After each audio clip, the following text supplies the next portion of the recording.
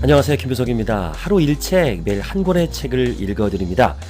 오늘 함께할 책은요, 질문의 7가지 힘이라는 책입니다. 도로시 리즈가 지었고요, 노혜숙 님이 옮겼습니다. 도로시 리즈는 콜롬비아 대학교를 졸업했고요, 토박이 뉴요커입니다. 인기 있는 동기부여 강사고요, 커뮤니케이션 컨설턴트로 ITT, 머크사, 메릴린치, IBM을 포함해서 수많은 대기업의 간부를 교육시켰습니다. 뉴욕타임즈, 포브즈, 비즈니스위크, 머니 매거진의 기사를 쓰고요. 투데이쇼, 굿모닝 아메리카, 스마트머니, 머니토크 등을 자주 출연합니다. 이 책을 이제 쓰게 된 게 갑자기 유방암 진단을 받았고요. 질문을 거듭해서 질문 덕분에 새로운 치료법을 알게 됐고 또 완치됐고 그 과정에서 질문의 힘을 깨달았다 그래요. 자신의 생명을 구한 질문, 그 힘을 느꼈기 때문에 이 책을 썼습니다. 저도 강의할 때 늘 얘기하는 게 질문을 하라. 누구한테? 나에게 가장 먼저 질문을 하고 그리고 그 답을 찾아라. 그리고 질문을 할 때는 어떤 대답이 나올 것을 예상을 하고 하는 질문이 있고요. 예상을 하지 못하고 하는 질문이 있어요. 그 질문의 기술이 굉장히 중요합니다. 사람과의 소통할 때. 근데 우리는 대답하는 법은 배웠어요. 그러니까 선생님이 질문을 하면 우린 대답을 하죠. 어릴 때부터. 그 대답을 안 하면 안 돼요. 이런 교육은 받았습니다. 하지만 질문을 어떻게 해야 되는가라는 교육을 저는 받아본 적이 없습니다. 그냥 열심히 공부하고 실습하고 경험해서 또는 이렇게 책을 보고 질문을 잘하는 강의를 어디 과정 같은 거 들어본 경험은 없어요. 그래서 이게 내가 이 책을 좀 보고 내가 좀 이런 강의를 만들어야겠다라는 생각을 가지고 이 책을 보게 되었습니다. 우리는 대화할 때요, 아는 것을 말하고 있을 뿐입니다. 아는 것을 말하고 있어요. 상대방이 필요로 하는 거, 자기 자신이 모르는 것을 알기 위해서는요, 질문을 해야 됩니다. 그리고 그 대답을 들어야 해요. 일과 일상에서 질문을 하는 사람들은 대부분 존경을 받고요. 돈도 더 잘 법니다. 예를 들어 볼까요? 오프라 윈프리, 바바라 월터스, 레리 킹, 아트 링레터 이런 사람들은 유명한 사회자잖아요. 사회자라는 게 뭐예요? 질문을 하는 사람이잖아요. SLR 저도 되게 재밌게 보는데 아이들하고 거기서 보면 유희열이가 질문을 잘하죠. 질문을 잘하는 사람이 돈을 버는 것 같아요. 그래서 또 질문 가지고 이 책도 썼고 많이 팔린 책입니다. 이 저자는요, 질문 덕분에 시대를 앞서갈 수 있었다라고 얘기합니다. 마음속 어딘가에 질문하는 본능이 있다는 것에 감사를 하고요. 내가 두려움으로 마비되지 않았던 점에 감사합니다. 암을 질문을 통해서 유방암을 계속 이제 유방암 진단을 이게 뭐냐면 82년에 유방암 진단을 받았는데 담당 의사는 그다지 자상한 사람이 아니었대요. 나중에 의사와 마주 앉아서 물었답니다. 어떤 선택을 할 수 있나요? 실망스럽게도 그는 유방 절제술만이 유일하게 살 수 있는 길이라고 했습니다. 하지만 언제나 다른 선택이 있는 법이잖아요. 안 그런가요? 그래서 그런 질문에 그 의사의 대답을 인정할 수 없었던 거죠. 그래서 다른 의사를 찾아갔습니다. 오로지 이겨내겠다는 의지와 다른 선택은 무엇인가요? 라는 질문으로 무장하고 나서 수긍할 수 있는 답을 들을 때까지 계속 질문을 했습니다. 그리고 대도시 의사들을 수도 없이 찾아다녔대요. 결국은 다른 선택이 있다고 말하는 의사를 만났고요. 종양 제거 수술과 방사선 치료를 받고 암을 이겨냈습니다. 그러니까 유방을 절제하지 않고요. 여성들에게 유방이라는 건 굉장히 중요한 거잖아요. 1982년 당시에는 지금처럼 일반화되지 않았던 치료랍니다. 무조건 그냥 잘라내는 것만 했었는데 그 당시에는 다른 대안을 찾았던 거죠. 내 인생에서 일어난 중요한 사건들은 대부분 질문을 한 결과였다. 나 스스로 대답을 구하는 질문을 할수록 결과는 점점 나아졌다. 라고 말합니다. 많은 사람들이 그렇듯이요.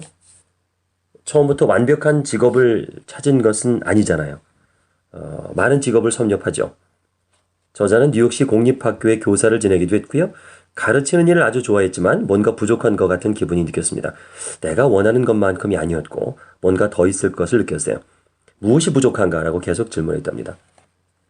그리고 교사가 되기 전에 배우 생활을 했고 연기를 사랑했답니다. 하지만 그때도 역시 충분히 만족할 수 없었어요. 완벽한 직업 찾기를 계속하면서 끊임없이 어떤 직업이 내 적성에 맞을까라고 질문을 했습니다. 지금까지 해온 일들, 광고회사 간부, 니트웨어 디자이너, 사업가 모두 훌륭한 일들이었지만 적성에는 맞지 않았습니다. 그래서 구체적인 질문을 하기 시작했어요. 나는 무슨 일을 하고 싶은가? 과거에 해본 일 중에서 마음에 드는 일은 무엇이 있는가? 나는 어떤 재능을 갖고 있는가? 오랫동안 때로는 힘든 질문 과정을 거친 후에 마침내 가르치는 일과 연기를 좋아한다는 것을 알아냈고요. 다행히 양쪽 분야에 재능이 있었을 뿐 아니라 실제로 그런 역할을 즐겼답니다. 저도 마찬가지네요. 나는 왜 아나운서가 되려고 하는가? 라는 질문을 끊임없이 했고요. 나는 왜 쇼 호스트가 됐는가? 그리고 나는 왜 스피치 학원을 하고 있는가? 나는 왜 제자들을 기르고 있는가? 나는 왜 강의를 하고 있는가? 이런 질문을 끊임없이 했을 때 그 답을 찾아가는 거잖아요. 공감을 하는 부분입니다. 자, 드디어 이제 챕터 1으로 갑니다. 왜 질문이 중요한가? 왜 중요한가?부터 시작을 해요. 이것도 질문이죠. 제목도 질문이에요. 왜 질문이 중요한가?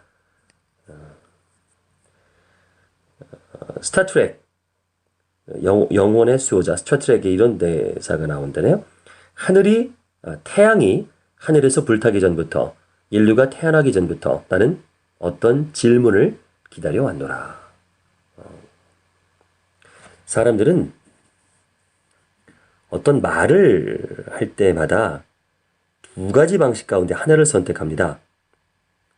서술하느냐, 질문하느냐. 그러니까 내가 말을 하느냐, 표현하느냐, 아니면 물어보느냐. 질문을 하면 어떤 감정 상태에 대해서 좀 더 깊이 탐구하거나 주변을 변화시키는 조치를 취하는 계기가 되죠. 사람들은 모두 자신의 삶을 변화시키는 힘을 갖고 있다고 믿고 싶어 합니다. 하지만 현실에서는 좌절과 실패와 욕구불만의 희생자가 되죠. 결국 인생의 부정적인 면에 초점을 맞추고 왜 나에게는 항상 이런 일이 일어나지? 또는 왜 나는 제대로 되는 일이 없을까? 라는 식의 답이 나오지 않는 질문을 합니다. 이런 질문은 난 너무 어리석었어. 또는 나는 이 정도밖에 안 돼. 아무래도 더 나아질 수 없어. 라는 부정적인 대답이 이어지겠죠. 당신은 왜 항상 그 모양인가? 당신은 왜 그렇게 무분별한가? 이런 질문에 이성적이거나 긍정적인 대답이 나올 수 없잖아요. 그러니까 질문을 바꾸면 세상을 바라보는 관점이 달라집니다. 저도 그걸 되게 많이 느껴요. 어떻게 질문하냐에 따라서 대답이 바뀔 수 있거든요. 현 뉴욕시장, 바뀌었겠죠 이제. 마이클 블룸버그는요. 질문하기를 주저하지 않는 사람은 반드시 더 많이 알게 되며 지식과 훌륭한 판단력은 분명히 서로 깊은 관련이 있다. 또한 정보를 소유한 사람들과 성공하는 사람들 사이에도 깊은 관계가 있다. 이렇게 어렵게 얘기하지 않아도 쉬운 거는 어릴 때 보면 어린아이들 보면 끊임없이 질문하죠. 이거 뭐예요? 저거 왜 그래요? 생각지도 못했던 질문들. 이 책에 나온 질문 중에서 가장 저는 강력한 질문이 뭐였냐면 어린 꼬마가 물어봅니다. 아빠, 하느님은 누가 만드셨어요? 이야, 저는 그런 질문은 상상도 못했어요. 하느님이 모든 것을 창조했잖아요. 그럼 하느님을 만든 사람이 있을 거 아니에요. 사람이 아니라 하여튼 하느님은 누가 만들었을까? 하느님도 답이 없죠. 예, 하느님은 그 자체니까. 어쨌든 그런 질문을 우리는 감히 하려고 생각을 안 하는데 아이들은 질문을 한다. 참 질문의 힘은 대단합니다. 내 안에 잠든 거인을 깨워라. 유명한 책이죠. 이 책에 앤서니 라빈스도 질문에 대한 이야기를 했어요. 질문은 우리가 상상하는 것 이상으로 강력한 도미노 효과를 유발한다. 우리가 부딪히는 한계에 대해 제기하는 질문은 삶의 장벽들, 비즈니스, 대인관계, 그리고 국가 간의 장벽을 무너뜨린다. 나는 모든 인간의 진보가 새로운 질문에서 비롯된다고 믿는다. 저도 믿습니다. 피카소도 이렇게 말했어요. 참 의미심장한 말입니다. 컴퓨터는 아무짝에도 쓸모가 없다. 기껏해야 대답이라 할 뿐이다.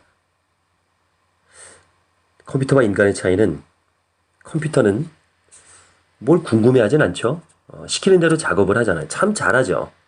하지만 인간은 질문을 하잖아요. 궁금해하잖아요. 맞아요. 그리고 뉴욕대학교 문화통신학 학장이며 언어학자인 작가 닐 포스트맨은 이런 말을 했습니다. 컴퓨터 사용법을 배우는 것은 적절하게 질문하는 법을 배우는 것만큼 중요하지 않다. 맞죠? 뭐가 더 중요하겠어요? 제가 생각해도 컴퓨터 사용법과 질문하는 법 어떤 걸 배우겠습니까? 진짜 인생을 살아가면서 뭐가 더 필요할까요? 적절하게 질문하는 법이 더 중요하겠죠. 질문은 대답이다. 질문은 대답이다. 질문을 하면 많은 것을 얻을 수 있어요. 특별하거나 필요한 정보를 구할 수 있죠. 내가 필요한 걸 딱 질문을 해서 또 각별한 대인관계를 수립합니다. 다른 사람들을 설득하고 자극해요. 좀 더 창의적으로 생각할 수 있고요. 생활에 중요한 변화를 가져옵니다. 하버드 비즈니스 리뷰에 실린 직장에서의 인간적 접촉이라는 기사에서 정신의학자인 에드워드 M. 할로웨는 직장에서 사람들이 얼굴을 마주보고 상대하는 시간이 점점 짧아지고 있다고 안타까워했습니다. 그리고 아이러니컬하게도 이러한 직장에서의 단절은 정보가 부족해서가 아니라 잘못된 정보가 너무 많기 때문이다라고 지적했습니다. 우리가 인터넷에서 나오는 그런 자료들, 지식인에 나와 있는 것들, 이런 것들은 통제가 안 되거든요. 그럼 엉뚱하고 말도 안 되는 그런 정보들이 마치 진실인 양 호도되는 경우가 너무 많아요. 좀 더 서로를 좀 더 잘 이해하려면 질문을 하십시오. 질문은 우리에게 인간적 접촉을 되돌려줍니다. 왜 인간적인 접촉을 필요로 할까요? 대화하는 방식이 바뀔지라도 대화를 하는 이유는 언제나 같기 때문입니다. 우리는 정보를 필요로 하죠. 그리고 정보를 얻기 위해서 어떤 질문을 할 것인지, 그 질문을 어떻게 할 것인지를 알아야 합니다. 아는 것이 힘이잖아요. 그 대뇌의 신피지는 불과 2000년 전경부터 생겨났다. 저도 이 얘기를 좀 많이 들었는데, 뇌가 가장 안쪽에 있는 뇌부터 이걸 이제 파충류의 뇌라 그러는데, 우리 그 공룡이 먼저 생겼잖아요. 양서류보다 파충류, 양서류 이렇게 포유류가 생겼잖아요. 그렇죠? 그런 식으로 이 가장 안쪽이 가장 생존에 필요한 것부터 점점 대뇌 피질 바깥쪽으로 갈수록 우리가 뭐 지식이라든가 정보 이런 걸 관리를 하거든요. 그러니까 마지막에 생긴 뇌죠. 이 대뇌 피질 바깥 부분, 이 부분. 이 부분은 다쳐도 사는 데는 지장이 없습니다. 근데 이제 기억 상실이라든가 이런 장애가 생기죠. 어쨌든 이 바깥 부분, 대뇌 피질, 뇌에서 가장 새로운 부분이죠. 우리 뇌의 5%만을 이용한다. 뭐 이런 말이 있는데 그게 바로 이 부분이에요. 이 부분이 굉장히 방대한데 이걸 다 쓰지 않는다는 거죠. 수백만 년 전에 생겨난 오래된 뇌의 부분은 본능이 지배하고 있습니다. 이 부분은 동물도 갖고 있고요. 하지만 동물은 질문을 하지 않아요. 질문을 하지 않죠. 오로지 인간만이 새로운 뇌가 하는 일이 이 질문입니다. 통제하고 지배하고 그런 것들이 이제 질문이다. AON 컨설팅의 창설자이자 부회장인 레리 윌슨이 한 말입니다. 질문이 중요하다.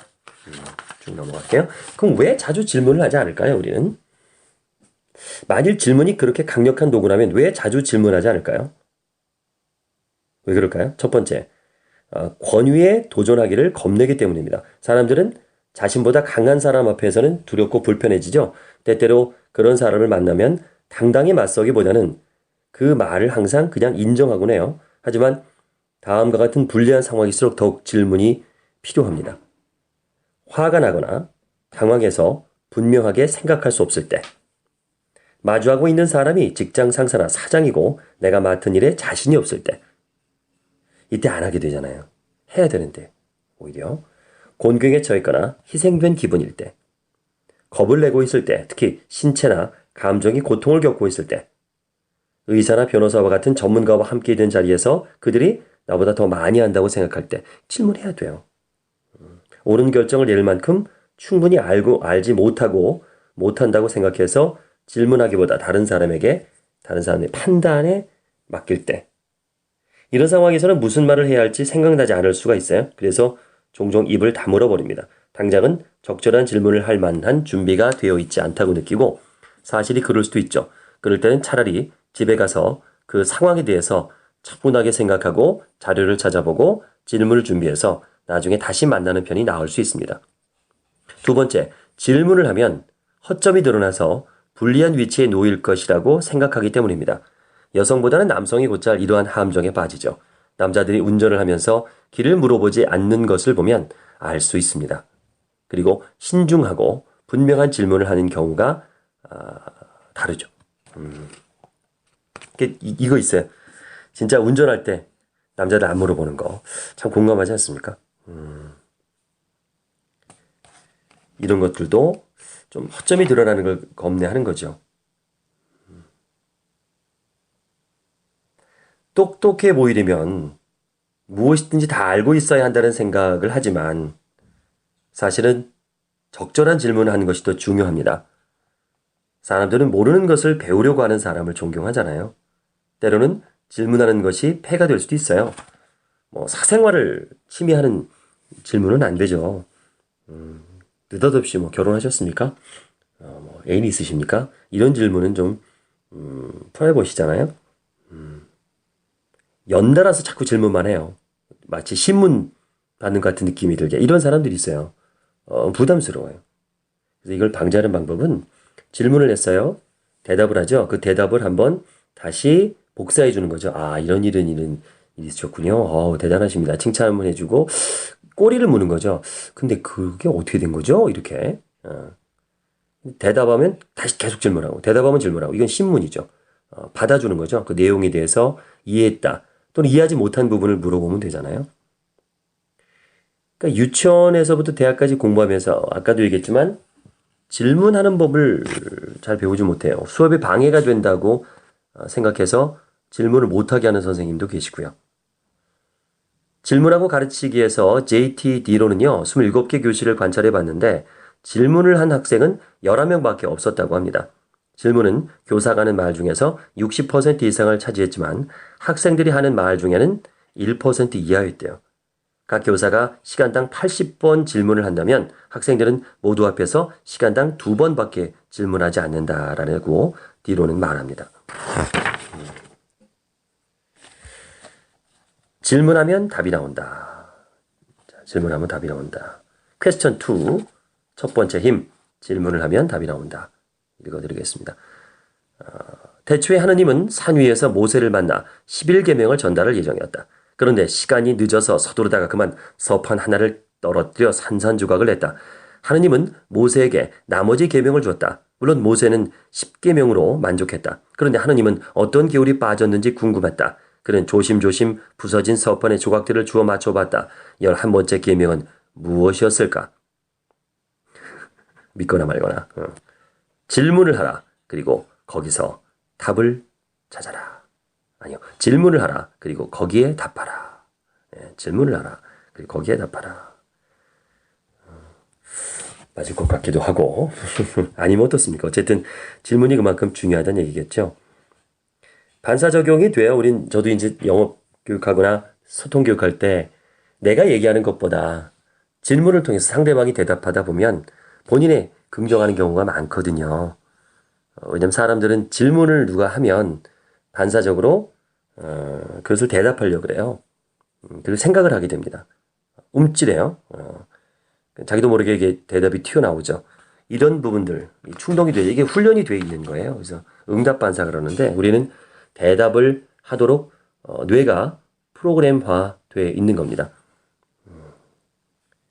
질문에 대답하라는 훈계는 평생을 따라다니죠. 학교에 가면 교사들의 질문과 시험지에 답을 해야 되고요. 만일 답을 하지 않으면 못난이처럼 느끼게 되지 않습니까? 그래서 질문을 이용하셔야 됩니다. 설득박사 김효석을 직접 만날 수 있는 기회가 있습니다. 카톡에 플러스 친구 김효석을 검색해 주세요. 친구 맺으시면 자세한 안내를 해드리겠습니다. 질문의 7가지 힘 함께하고 있습니다. 질문하는 방식을 바꾸면요. 대답도 당연히 바뀝니다. 질문의 힘이 의사소통에 도움이 될 수 있다는 사실은 다 얘기했고요. 원하는 대답을 듣기 위해서 질문하는 방식을 바꿀 수도 있어요. 질문은 대답을 요구하는 거잖아요. 질문하는 사람은 막강한 힘을 갖고 있는 셈입니다. 그 힘은 사용하는 단어, 질문하는 방식, 그리고 말투에 따라서 달라집니다. 정확하게 어떤 질문을 어떻게 하느냐에 따라서 대답이 달라질 수 있어요. 여론조사원은 알고 있습니다. 질문하는 기술에서 스탠리 L. 페이는 여론조사에서 두 가지 방식으로 질문하는 예를 들었어요. 아래의 두 질문에서 다른 점은 한 단어뿐입니다. 민주주의에 반대하는 공공연설을 허용해야 한다고 생각하십니까? 첫 번째 질문은요. 잘 들어보세요. 민주주의에 반대하는 공공연설을 허용해야 한다고 생각하십니까? 어떻게 생각하세요? 이 질문에. 본인의 그냥 솔직한 대답은. 자, 두 번째 질문 드릴게요. 민주주의에 반대하는 공공연설을 금지해야 한다고 생각하십니까? 자, 같은 것 같지만 다르죠. 허용해야 된다고 생각하십니까? 금지해야 된다고 생각하십니까? 이렇게 물어보는 거예요. 내용은 같아요. 허용하느냐, 금지하느냐. 근데 질문 방식이 허용해야 된다고 생각하십니까? 금지해야 된다고 생각하십니까? 어떤 결과가 나올까요? 어떤 결과가 나올까요? 한번 예상해 보실래요? 만약에 첫 번째 응답자 25%가 그렇다. 그러니까 허용해야 된다. 공공연설을 허용해야 된다. 민주주의를 반대하는 공공연설을 허용해야 된다고 25%가 대답을 했다. 하지만 결과는 그러면 두 번째 질문도 그러면 나와야 되잖아요. 그렇게 아니다라고가 25%가 나와야 되잖아요. 그렇죠? 아니다라고 25%가 나와야 되는데 두 번째 질문에 아니다라고 한 부분이요. 그러니까 좀 더 강하고 부정적인 금지라는 단어가 사람들에게 좀 더 강한 거부감을 가져서 25%보다 적게 나왔습니다. 그러니까 금지라는 단어에는 뭔가가 있어요. 사람들은 금지해야 한다는 말보다는 허락하지 말아야 한다는 말이 좀 더 편안합니다. 모든 단어가 차이를 만들죠. 할 수 있다와 해야 한다라는 말을 예를 들어보겠습니다. 질문을 할 때 때로 그 두 가지를 동의어로 사용하죠. 하지만 그 둘 사이에는 그 차이로 인해서 말은 다른 대답이 나옵니다. 어떻게 보면은 두 질문은 큰 차이가 없는 것처럼 볼 수 있어요. 의료보험료 인상을 억제하려면 어떤 조치를 취해야 한다고 생각하십니까? 자, 어떤 조치를 취해야 한다고 생각하십니까? 이번 두 번째 질문은요. 의료보험료 인상을 억제하려면 어떤 조치를 취할 수 있다고 생각하십니까? 자, 취해야 한다, 취할 수 있다. 어떤 조치를 해야 한다, 할 수 있다. 자, 해야 한다는 의무적인 거잖아요. 할 수 있다는 선택적인 부분이죠. 단어 차이밖에 없어요. 근데 대답은 전혀 달라질 수 있습니다. 질문을 어떤 식으로 하느냐에 따라서 큰 차이가 생길 수 있는데요. 한 가지 완벽한 예를 사법제도에서 볼 수 있습니다. 거짓말 탐지기 실험과 최면술, 진술 분석을 전문으로 하는 캐나다 회사의 회장인 마미 메레이는요. 거짓말 탐지기 테스트를 할 때는 질문은 상황에 따라서 단어의 선정에 신중을 기해야 한다고 말합니다. 시험관은 각 테스트에 관련해서 부정확성, 언어 차이, 정신적인 요인을 신중히 고려해야 한다라고 머레이는 말합니다. 예를 들어서 만일 어떤 살인사건이 일어났을 때 용의자에게 희생자를 죽게 했느냐고 물어볼 수 있어요. 그러나 그 질문은 여러 가지 해석이 가능하기 때문에 잘못된 답이 나오는 경우가 많습니다. 베이비시터가 아이를 죽인 사건이 있다고 하죠. 만일 아이 엄마에게 당신이 아이를 죽게 했느냐라고 물으면 그녀는 그렇다고 대답할 수 있습니다. 왜냐하면 애초에 베이비시터를 고용한 것이 자신이잖아요.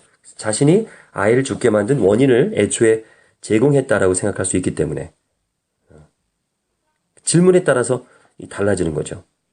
당신이 죽였느냐 아니면 당신이 아이를 죽게 했느냐. 죽였느냐는 아니지만 죽게 했느냐는 또 가능하잖아요. 머레이가 한 번은 어느 남자에게 손녀를 성폭행했는지를 물은 적이 있었어요. 그러자 그는 노발대발하면서 부인했습니다. 하지만 질문을 바꿔서 손녀에게 뭔가를 했느냐고 물으니까 순순히 자백을 한 거예요. 나는 그 아이를 만지고 그 아이도 나를 만졌어요. 하지만 그 애를 건드리진 않았습니다. 첫 번째 질문을 하면서 머레이는 자신과 그 노인이 성폭행이라는 단어를 같은 의미로 사용하고 있다고 가정했습니다. 하지만 노인의 두 번째 대답을 들어보니까 그렇지 않다는 것을 알았어요. 머레이가 질문을 다르게 하자 대답이 완전히 달라진 거죠. 어떤 대답을 듣고 싶으신가요? 질문을 할 때는요, 자신이 어떤 대답을 원하는지 생각해 봐야 됩니다. 이 옷을 입으면 뚱뚱해 보이나요? 라고 묻는다면 듣고 싶지 않은 대답일지라도 들을 준비가 돼 있어야 되겠죠. 때로는 자신에게 어떤 질문을 하면서 그 답을 원하지 않을 때가 있어요. 어떤 질문은 대답하기가 불가능할 수 있고요. 자, 비극이 닥쳤어요. 왜 하필 나에게 이런 일이? 왜 나에게 이런 일이 생겼을까? 이거는 아무리 물어봐도 소용이 없죠. 답이 없습니다. 질문을 바꿔볼까요? 지금 내가 할 수 있는 일은 뭘까? 지금 내가 할 수 있는 일은 뭘까? 이건 대답이 가능하잖아요. 근데 이런 일이 왜 일어난 거야? 이거는 질문할 필요가 없다는 거죠. 지금 내가 할 수 있는 일은 뭘까? 이렇게 질문의 방향을 바꾼다. 좋은 질문을 하려면 분명한 의도를 갖고 있어야 돼요. 질문하는 의도가 분명하면 필요로 하고 원하는 대답에 접근할 수 있습니다. 중요한 질문을 하기 전에 자기 자신에게 물어보는 거예요. 나는 왜 이 질문을 하려고 하는가? 첫 번째, 이 질문에서 정확하게 내가 얻으려고 하는 것은 뭘까? 도움인가? 조언인가? 정보인가? 약속인가? 토의를 하고 새로운 아이디어를 개발하고 의견이나 입장을 끌어내려 하는 것인가? 두 번째, 누구에게 질문할 것인가? 누구에게 질문할 것인가? 잘 아는 사람? 아니면 전혀 모르는 사람? 상급자나 부하 직원? 세 번째, 질문을 하기에 적절한 시기나 상황은? 질문을 하기에 적절한 시기나 상황은? 타이밍이 중요하죠. 크리스마스 파티에서 업무에 관련된 질문을 하거나 이사회에서 개인적인 질문을 하지 말아야 돼요. 네 번째, 이 질문은 어떤 영향을 미칠까? 이 질문은 어떤 영향을 미칠까? 질문은 여러 가지 방식으로 할 수 있습니다. 만일 내가 이런 식으로 질문을 하면 어떤 대답이 나올까? 좀 더 구체적인 대답을 얻기 위해서 좀 더 구체적으로 질문할 수는 없을까? 목사이신 S. 토빈 웹스터는 이런 말을 했어요. 정확한 답을 찾으려면 우선 정확한 질문을 해야 한다. 자, 질문의 이제 종류가 여러 가지가 있는데요. 저도 이제 질문에 대해서 연구를 하고 책을 많이 봤는데 좀 공감하는 부분도 있고요. 이제 공감이 좀 안 되는 부분이 있어서 이 질문의 종류는 좀 정리를 할 필요가 있을 것 같아요. 하지만 저는 이 책에 있는 거 위주로 좀 해볼게요. 저랑은 좀 약간 좀 다르다는 거는 이해해 주시고요. 책이 위주로 하겠습니다. 책을 또 소개해 드리는 거니까. 폐쇄형 질문과 개방형 질문이 있어요. 질문은 대체 두 가지 중에 하나에 속합니다. 폐쇄형 질문을 하면 정보를 한 조각 얻어낼 수 있지만 설명은 더 이상 나오지 않죠. 그러니까 단답형 대답이 나올 수 있는 걸 이제 폐쇄형이라 그래요. 하지만 초기에 답이 편하기 때문에, 답이 쉽기 때문에 초창기 질문, 사람을 끌어들일 때는 폐쇄형 질문이 좋죠. 그 회의는 언제 시작하죠? 보고서 끝냈습니까? 음식 데워드릴까요? 이렇게 예, 아니요 정도로 간단하게 나오죠. 대답하기 쉬워서 쉽게 필요한 정보를 얻을 수 있는데 토론이나 대화가 빗나갈 때 또 원점을 돌리기 위해서도 사용할 수 있고요. 예. 그 주제에 대해서 이미 결정난 것이 아닌가요? 이건 폐쇄형이죠. 네, 아니요. 네라고 대답할 수밖에 없겠죠. 지금 이 물건을 사고 나서 혹시 제가 마음에 안 들면 환불이 가능합니까? 뭐 이런 것들. 하지만 폐쇄형 질문으로 모든 일을 해결할 수는 없습니다. 이건 오프닝의 질문이라든가 간단한 질문이란 얘기죠. 폐쇄형 질문은 질문자나 응답자의 사고까지는 자극하지 않아요. 더 깊이 생각하게 하지는 않습니다.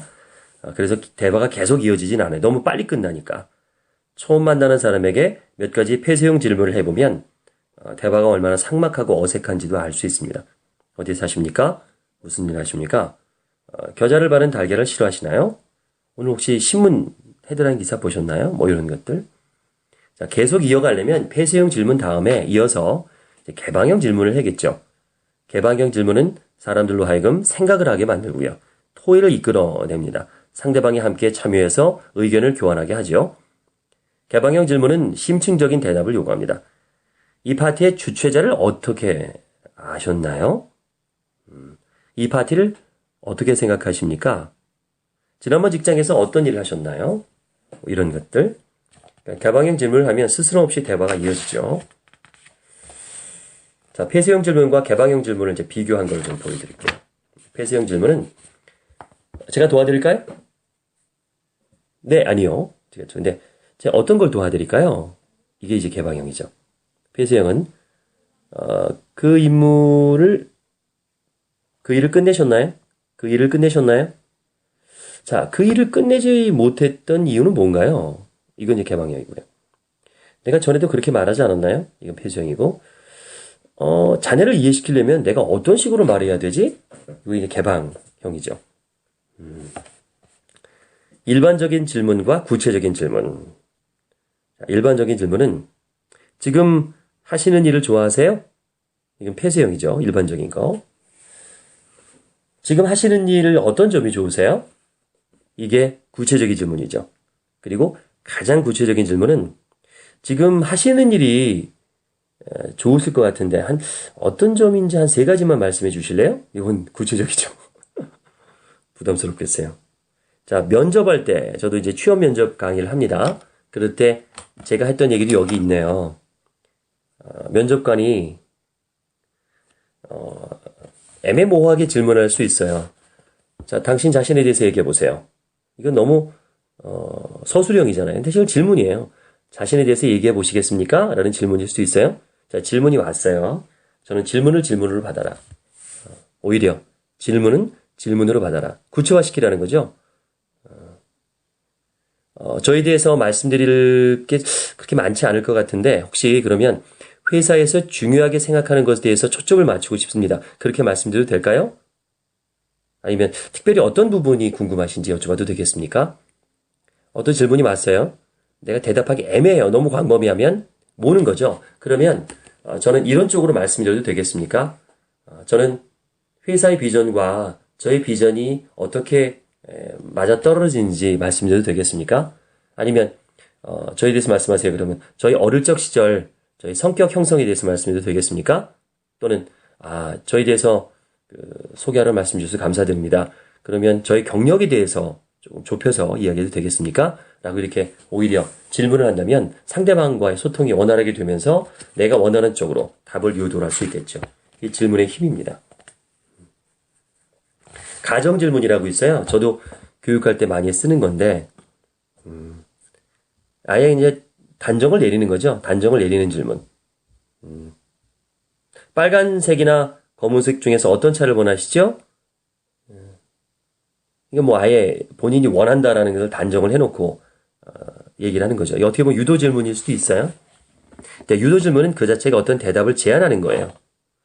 왜 이렇게 이것이 좋은 해결책이라고 생각하는가? 라는 질문은 장점에 대해서만 묻습니다. 상대방은 장점에 대해서만 얘기할 거예요. 반면에 개방형 질문. 이 해결책을 어떻게 생각하는가? 라는 건 상대방이 생각나는 대로 자유롭게 이야기를 하도록 허락합니다.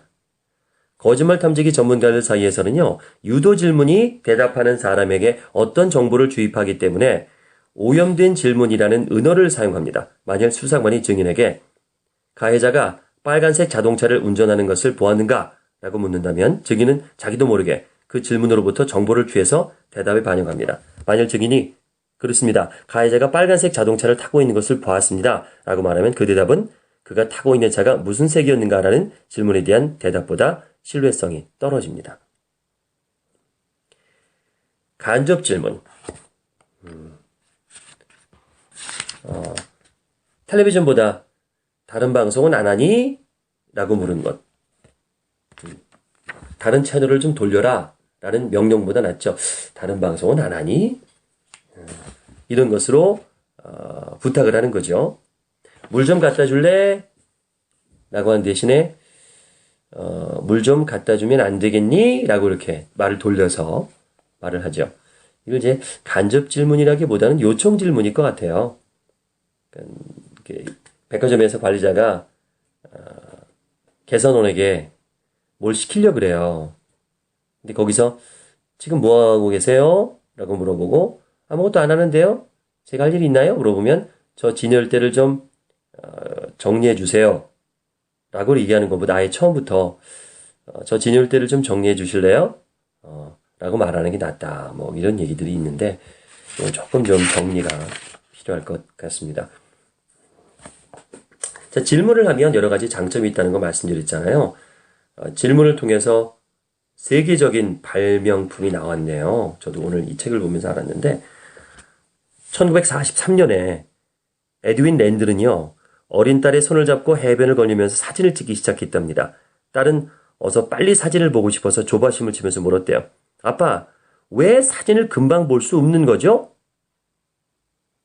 이 질문을 듣고 사진을 찍은 다음에 몇 초 만에 볼 수 있는 폴라로이드 카메라가 발명됐죠. 에드윈 랜드가 발명했군요. 또 20년 후에는요. 아서 프라이는요. 성가대원들이 찬송가에 표시를 해두는 종이 조각이 책장을 넘길 때마다 떨어지는 것을 보고 자신에게 물었대요. 책갈피에 종이를 붙여두었다가 찢어내지 않고 다른 페이지에 다시 붙일 수 있는 방법은 없을까? 이것이 포스트잇 메모지가 탄생된 질문입니다. 질문이 이만큼 중요하다는 것을 얘기한 거예요. 로드빅 J.R. 드빙크,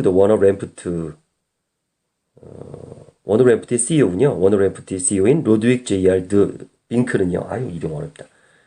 나는 어디에 가고 싶은가? 그리고 내가 올바로 가고 있는가? 라는 질문은 내가 자주 반복해서 하는 중요한 생각들이다. 그리고 매일 퇴근길에 나는 오늘 무슨 일을 했는가? 라고 질문을 한다고 합니다. 어떻게 하면 좀 더 잘할 수 있을까라고 나 자신을 묻는다고 합니다. 자신에게 하는 질문과 다른 사람에게 하는 질문을 좀 정리해 볼게요. 발명가와 과학자만 질문에 자극받는 건 아니니까 스스로에게 하는 질문과 다른 사람에게 하는 질문에 대한 자극을 한번 생각해 보죠. 자, 생각을 자극하는 질문에는 두 종류가 있습니다. 첫 번째는요, 나는 누구이고 다른 사람과 어떻게 관계하고 살면서 부딪히는 문제를 어떻게 해결할 것인지 생각하기 위해서 자기 자신에게 묻는 거죠. 그리고 보면은 제가 이 부분은 참 잘하는 것 같아요. 스스로에게 되게 많이 물어봐요. 두 번째는요, 상대방이 좀 더 창의적으로 생각할 수 있도록 도와주기 위한 질문입니다. 당신이 지금 하고 있는 일을 하지 않는다면 어떻게 되겠습니까? 만약 당신의 목적이 돈이 아니라면 이 문제를 어떤 식으로 처리하겠습니까? 저도 스피치 학원 하면서 많은 청중들에게, 우리 수강생들에게 사실 질문을 되게 많이 해요. 제가 말하는 것보다 서로에게 질문하고 답할 수 있도록 스스로 이렇게 답을 찾을 수 있도록 그 사람의 생각을 끄집어내거든요. 제가 대답하는 것보다는 스스로 답할 수 있게. 이것들이 도움이 되게 많이 되는데 이 책에도 그렇게 써 있네요. 질문이 사람을 만들죠. 생각이 사람을 만든다라는 속담이 있지만 글쎄요. 질문이 사람을 만든다라고 이 저자는 말하는데 저도 공감합니다. 같은 재능과 능력을 가졌다고 해서 반드시 똑같이 성공하지는 않죠. 다양한 분야에서 모든 역경과 실패를 딛고 우뚝 올라서는 사람들이 있습니다. 그들이 성공할 수 있었던 공통 분모는 무엇일까요? 성공하지 못하는 사람들은 묻습니다. 왜 하필 나야? 하지만 성공하는 사람들은 이렇게 묻습니다. 이 경험을 어떻게 이용할 수 있을까? 여기서 뭘 배울 수 있을까? 조지 버나드 쇼의 희곡 무드셀라에게 돌아가라에서는요. 어떤 사람들은 지금 있는 상황을 보고 왜 이렇게 되었을까라고 묻지만 나는 일어나지 않는 일을 상상하면서 왜 그렇게 되지 않았을까라고 묻는다. 라는 대사가 나옵니다. 맞습니다. 이 경험을 어떻게 이용할 수 있을까? 저도 요즘 그런 질문을 계속 던지고 있습니다. 듣자마자 사고 싶은 화법을 제가 직접 만들어 드립니다. 010-4274-1163 010-4274-1163으로 문자 주세요. 질문의 7가지 힘 함께하고 있습니다. 이번에는요. 나는 얼마나 잘 듣고 있는가 라는 듣기 테스트가 있어서 같이 한번 테스트해 보시죠. 제가 질문을 할게요.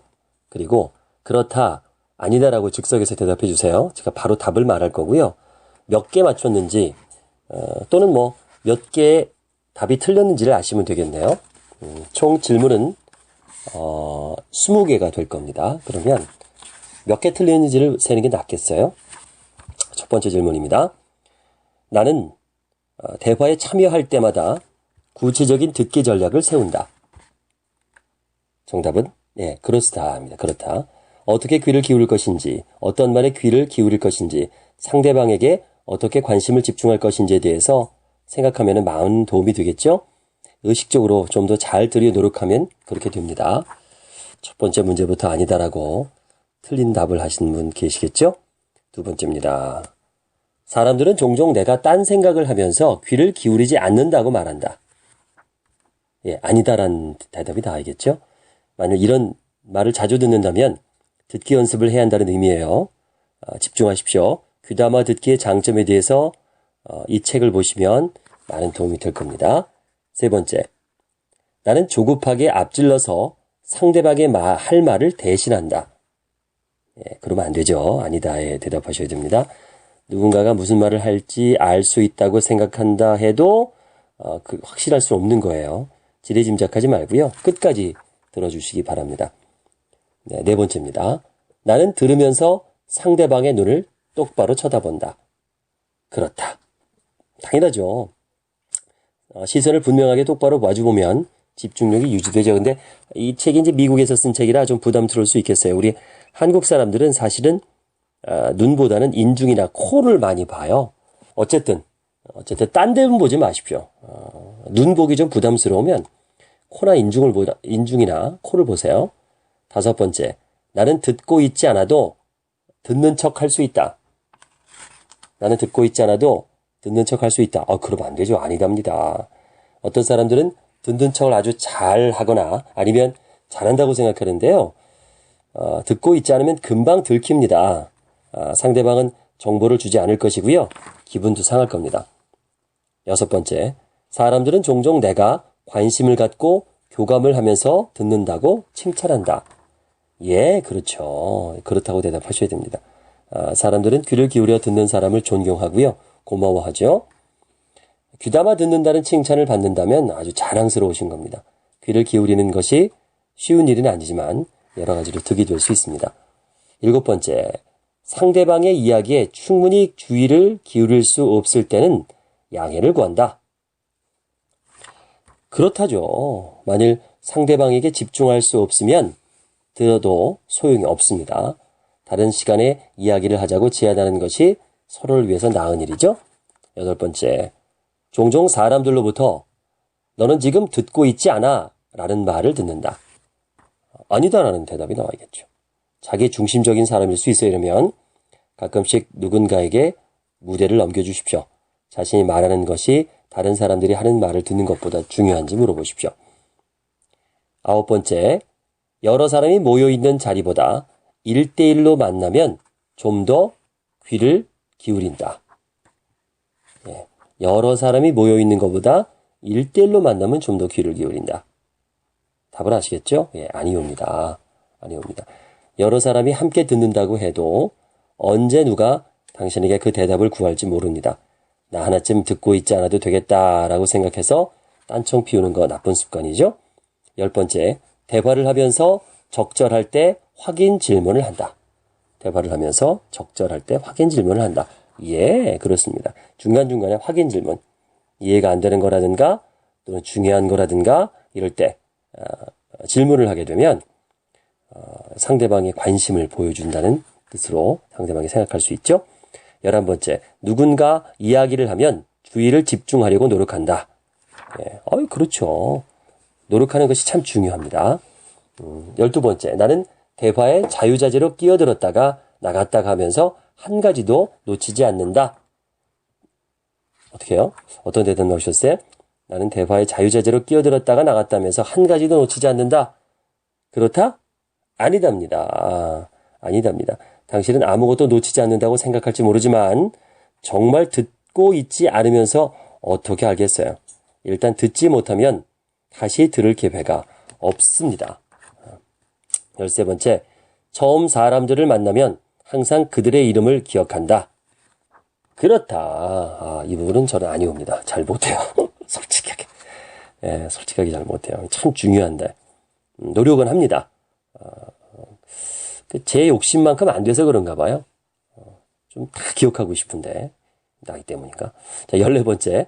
어떤 문제에 대해서 테스트를 받을 거라고 생각하면 좀 더 열심히 귀를 기울인다. 그렇다? 그렇다? 아니다라는 대답이 나오면 좋습니다. 테스트를 받고 있다고 생각하면 좀 더 주의를 기울인 건 당연하죠. 테스트를 통과하면 보상을 받기 때문인데요. 하지만 언제나 보상이 따라옵니다. 잘 들으시면 존경이라든가 정보라든가 기회가 오거든요. 그러니까 늘 보상이 온다고 생각하시기 바랍니다. 15번째, 신체 언어로 관심을 보여주기 위해 노력한다. 예, 그렇다. 신체 언어. 내가 당신의 말에 귀를 기울이고 있다는 것을 보여주는 거죠. 신체 언어로. 16번째, 어떤 사람이 한 말에 동의할 수 없거나 첨가하고 싶은 말이 있으면 그 생각에 매달려서 다른 말은 귀에 들어오지 않는다. 어떤 사람이 한 말에 동의할 수 없거나 첨가하고 싶은 말이 있으면 그 생각에 매달려서 다른 말은 귀에 들어오지 않는다. 어떠세요? 아니다. 그러기가 쉽죠. 우리 모두 때로 그렇게 하고 어떤 사람들은 좀 더 심한 경우 있어요. 하지만 뭔가 한 가지에만 매달리면 다른 더 중요한 것을 놓칠 수 있거든요. 만약 어떤 의견을 말하고 싶으면 기억을 해두고 계속해서 귀를 기울이다가 다시 그 이야기로 돌아가십시오. 17번째, 나는 무엇이든 기억을 함으로 절대 메모를 하지 않는다. 대답할 필요가 없겠죠? 이거 얘라고 하는 사람 있나요? 자, 18번째, 나는 귀를 기울이지 않아서 몇 번 큰 실수를 저지르고 오해가 생긴 적이 있다. 있죠. 많은 사람들이 있죠. 예, 있어요. 근데 이제 아니라고 대답하는 사람이 되겠죠? 큰 실수는 없어야겠죠. 작은 실수는 있어도. 19번째, 다른 사람의 생각을 들어보고 내 의견과 전략을 바꿀 준비가 되어 있다. 그렇죠. 예. 고집 피우지 말고 마음을 열고 들으라는 얘기입니다. 무조건 자기 주장만 하면서 사는 인생은 따분할 수밖에 없겠죠? 마지막입니다. 나의 듣기 기술은 지난 5년 동안 더 나아진 것이 없다. 나의 듣기 기술은 지난 5년 동안 더 나아진 것이 없다. 아니다? 그렇다? 정답은 그렇답니다. 5년 동안 더 나아진 게 없는 게 써야 됩니다. 아마 답을 보고 어리둥절하실 거예요. 유검스럽게도 여러 면에서 발전하는 사람들조차 귀담아 듣기는 배우지 못한다. 이렇게 이 책은 써있네요. 자, 18개에서 20개 답을 맞췄다면 당신은 귀를 기울이는 습관이 탁월한 겁니다. 14개에서 7개를 맞췄다면 양호한 거고요. 11개에서 13개를 맞췄다면 그럭저럭 귀담아 듣는 편입니다. 10개 이하를 맞추셨다면 귀담아 듣는 기술이 절실하게 필요한 분이세요. 반성하셔야 됩니다. 뭐 어떤 점수가 나오든 간에 모든 사람은 귀담아 듣는 능력을 갖고 있어요. 자, 마지막으로 당신이 귀를 기울이는 사람인지 아닌지를 알아보는 요령이 한 가지 있습니다. 대화를 하면서 자신에게 이렇게 물어보는 거예요. 나는 지금 뭔가를 배우고 있는가? 만일 아니다라는 대답이 나오면 당신은 너무 말을 많이 하고 귀를 기울이지 않고 있는 것입니다. 이번에는 이제 질문에 답하면 스스로 설득이 된다. 이 제목이 전 마음에 들어요. 누군가를 설득하기 전에요. 자기를 먼저 설득해야 되거든요. 상대방을 설득하는 게 쉬울까요? 나를 설득하는 게 쉬울까요? 어떠세요? 예, 뭐 사람마다 다르겠지만 저는 나를 설득하는 게 더 어렵다고 봅니다. 사람들 고집이 있거든요. 고집이 있거든요. 설득의 비밀에는 이제 질문을 하라라고 이분은 얘기를 해요. 사람들은 모두 영업사원이나 마찬가지입니다. 끊임없이 자기 생각을 다른 사람들에게 팔고 있죠. 사람들에게 일을 시키고 어떤 방식으로 생각하게 하고 또 특정한 방향을 향해 가도록 설득합니다. 하지만 아무리 의도가 좋다고 해도 사람들을 억지로 따라오게 만들기란 어려워요. 누군가를 설득하는 최선의 방법은요, 스스로 자신을 설득하게 만드는 것입니다. 만일 이런 예가 있어요. 여기 보면. 하지만 빌링스 씨, 당신은 관리자들을 훈련시켜야 한다고 말했잖아요.